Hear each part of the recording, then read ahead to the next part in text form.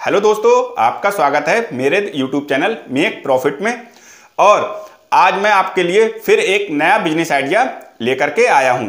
दोस्तों, कुछ बिजनेस ऐसे होते हैं जिनको अगर आप सही समय पर शुरू कर दें तो उनमें आप बहुत ज़्यादा प्रॉफिट कमा लेते हैं, जबकि अगर समय के बाद शुरू करते हैं तो उनमें प्रॉफिट कुछ खास नहीं होती, या कह सकते हैं हम कि केवल नॉर्मल प्रॉफिट ही आप ले सकते हैं। तो अगर आप कोई भी बिजनेस करने की सोच रहे हैं या बिजनेस शुरू करने वाले हैं तो उस बिजनेस की तैयारी आप पहले से शुरू कर दीजिए और सही समय आने पर उस बिजनेस की खरीदारी भी शुरू कर देनी चाहिए। तो आज की इस वीडियो में मैं ऐसे ही एक सरसों के बिजनेस के बारे में आपको बताने वाला हूं। इस वीडियो में मैं बात करूंगा कि हम सरसों के बिजनेस को कब से शुरू कर सकते हैं और हम अपनी सरसों को कहां स्टोर कर सकते हैं, और स्टोर करने पर क्या सरसों खराब नहीं होती, या हम कितने समय तक अपनी सरसों को स्टोर कर सकते हैं, और कौन कौन से राज्य हैं जहां पर सरसों की पैदावार सबसे ज़्यादा होती है और उनकी प्रमुख मंडियां कौन कौन सी हैं। तो ये सारी जानकारी मैं इस वीडियो में आपको देने वाला हूं।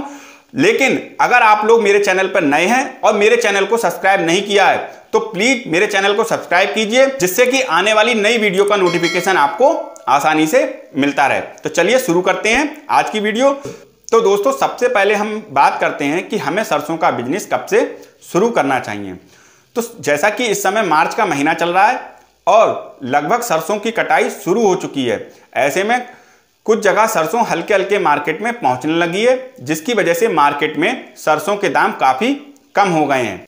आपने देखा होगा पिछले कुछ समय से सरसों के दाम 7500 रुपए से 8000 रुपए तक पहुंच गए थे, जो कि अब कम होकर के लगभग 6500 रुपए तक आ चुके हैं। और हो सकता है कि आने वाले 15 से 20 दिनों में ये 5000 रुपए तक पहुंच जाएं। तो आप अगर सरसों का बिजनेस करना चाहते हैं और ज्यादा प्रॉफिट कमाना चाहते हैं तो ये सही समय है सरसों की खरीदारी का।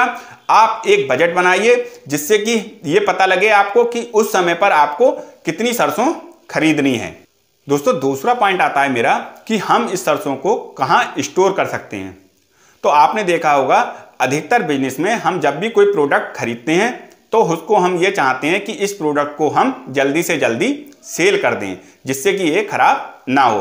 पर सरसों में ऐसा बिल्कुल नहीं है। अगर आपको कीमत सही नहीं मिल रही है तो आप सरसों को स्टोर कर सकते हैं। स्टोर करने के लिए आपको किसी भी स्टोरेज में जाने की जरूरत नहीं है, ना ही कोई दवाई लगाने की जरूरत है। इसको सिंपल ही आप अपने घर पर किसी कमरे में स्टोर कर सकते हैं और जब आपको कीमत सही मिले तब आप इसको बेच सकते हैं। तो ये भी एक फायदा है सरसों को स्टोरेज करने का, जहां पर आपको कोई भी स्टोरेज चार्ज पे नहीं करना पड़ता है। अब तीसरा पॉइंट आता है हमारा कि सरसों को हम कितने समय तक स्टोर कर सकते हैं और स्टोर करने पर हमारी सरसों क्या खराब तो नहीं होती है। तो दोस्तों, सरसों का ये बिजनेस एक ऐसा बिजनेस है जो हमेशा से नंबर बन रहा है, क्योंकि सरसों ही एक ऐसा प्रोडक्ट है जो कभी खराब नहीं होता।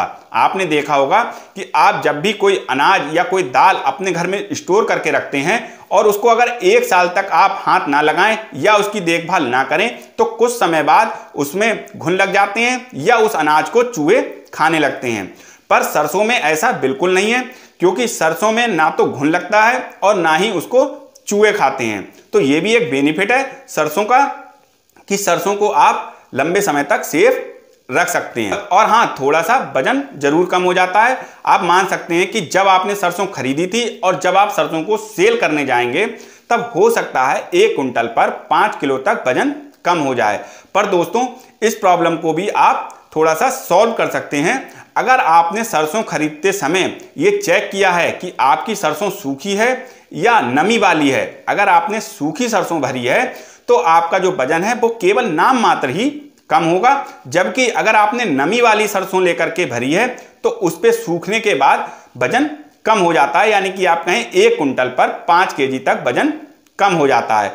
और सरसों सूखी और नमी वाली चेक करने का जो सिंपल तरीका है वो यह है कि आप सरसों के कुछ दाने लेकर के जब मुंह में डालेंगे और उनको दबाएंगे तो वो दानों में अगर कट की आवाज आती है तो आप ये मान सकते हैं कि सरसों जो है वो पूरी तरीके से सूखी हुई है और हम इसको आसानी से अपने यहाँ स्टोर कर सकते हैं। और अगर नमी वाली सरसों है तो आपको सबसे पहले उसको धूप में सुखाना होगा और उसके बाद ही अपने यहाँ स्टोर करना होगा। तो जब आप धूप में सुखाते हैं तो उस समय पर ही उसमें वजन जो है वो कम हो जाता है। अब बात आती है कि हम इसको कब तक स्टोर कर सकते हैं।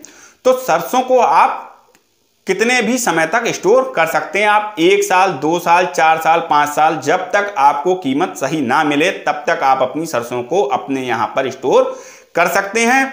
और स्टोर करने पर जितनी सरसों पुरानी होती है वो उतनी ही महंगी हो जाती है और उसकी तेल निकलने की क्षमता भी ज़्यादा हो जाती है। यानी कि जितनी पुरानी सरसों होगी उसमें तेल भी उतनी ही अच्छी मात्रा में निकलता है और तेल भी उसका बढ़िया होता है। जबकि नई सरसों जब आप लेते हैं तो आप अगर उस तेल में कोई चीज़ बनाते हैं तो उसमें थोड़ी सी तेल की महक आ जाती है या कहें हल्की सी कचान मार जाती है। यानी कि पुराना तेल जो है वो सबसे ज़्यादा बेस्ट माना जाता है। अब दोस्तों हम बात करते हैं अपने चौथे पॉइंट की कि कौन कौन से वो राज्य हैं जहां पर सरसों की पैदावार सबसे ज़्यादा होती है और उन राज्यों की कौन कौन सी प्रमुख मंडियां हैं।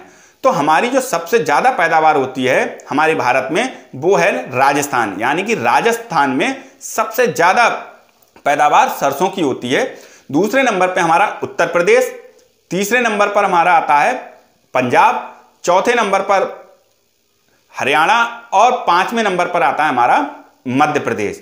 दोस्तों इन सारे राज्यों में सबसे ज़्यादा ही सरसों की पैदावार होती है और इन राज्यों में हर मंडी के रेट अलग अलग होते हैं। तो आप चाहें तो यहाँ के किसी राज्य से मंडी का रेट लेकर के और दूसरे राज्य में ले जा करके आप उसको सेल कर सकते हैं। और मंडी का रेट पता करने के लिए आप मंडी के किसी भी राज्य की मंडी के रेट को आप ऑनलाइन भी चेक कर सकते हैं। यहाँ पर मैं 2 राज्यों की कुछ प्रमुख मंडियों के नाम आपको बताने वाला हूँ, जिसमें सबसे पहले हम बात करें राजस्थान की। तो राजस्थान में जो सबसे प्रमुख मंडी आती है वो है भरतपुर मंडी, दूसरी निवाई, तीसरी विजयनगर मंडी और चौथी आती है टोंक। ये कुछ मंडियां हैं जहां राजस्थान में सबसे ज्यादा सरसों की आवक होती है। अब बात करें हम उत्तर प्रदेश की प्रमुख मंडियों के बारे में। तो उत्तर प्रदेश की जो प्रमुख मंडियां हैं उनमें आती है बहराइच मंडी, आपकी चंदौसी, बिलसी, फैजाबाद, फतेहपुर, बिजनौर और बलरामपुर। ये प्रमुख मंडियां उत्तर प्रदेश की हैं जहां पर सरसों सबसे ज्यादा मात्रा में आती है।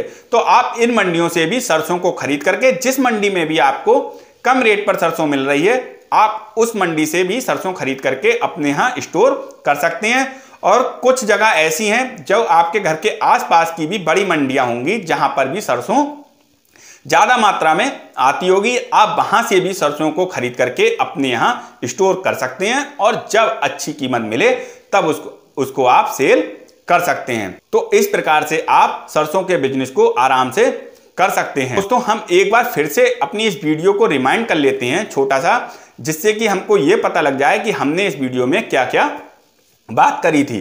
तो सबसे पहले नंबर पर हमने बात करी थी कि हमको सरसों का बिजनेस कब से शुरू करना चाहिए। दूसरे नंबर पर हम इसको कहाँ स्टोर कर सकते हैं। तीसरे पे क्या स्टोर करने पर ये सरसों खराब तो नहीं होती या फिर कितने समय तक हम इसको स्टोर कर सकते हैं। और चौथे नंबर पर बात करी थी हमने कि कौन कौन से प्रमुख राज्य हैं और उनकी कौन कौन सी प्रमुख मंडियां हैं जहां सरसों की पैदावार सबसे अच्छी होती है। दोस्तों अगर वीडियो अच्छी लगी हो तो लाइक कीजिए, शेयर कीजिए और सब्सक्राइब का बटन दबाना भी ना भूलिएगा, जिससे कि आने वाले नए बिजनेस आइडिया के बारे में आपको समय से इंफॉर्मेशन मिलती रहे।